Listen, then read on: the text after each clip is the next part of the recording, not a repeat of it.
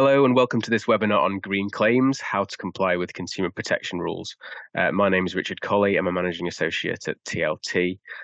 We have particular experience in consumer and advertising law and have recently been advising extensively on misleading environmental claims. That includes ASA matters and most recently the CMA's first ever consumer protection investigation into environmental claims that was focused on the retail fashion industry, which we'll be discussing at various points throughout the throughout this webinar. So just to kind of give you an overview of what we'll be discussing during this webinar, I'm going to start off by giving you an overview of the UK regulatory framework for environmental claims. We'll then be moving into focusing on specific types of environmental claims. That'll be the bulk of this webinar.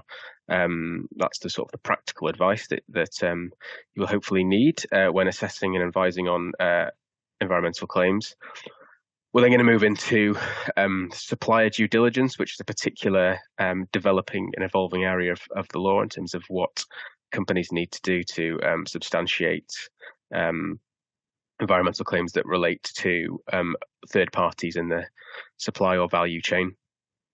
We'll then be touching briefly on UK and EU regulatory divergence in this space, because that's an area where we are starting to see increasing divergence, particularly with the EU adopting more tougher legislation, whereas the UK, while things are changing slightly, and obviously I'll come on to discuss the CMA's new enforcement powers, the substantive legislation isn't perhaps changing at the same pace as it is in the EU, so we'll be touching on that briefly.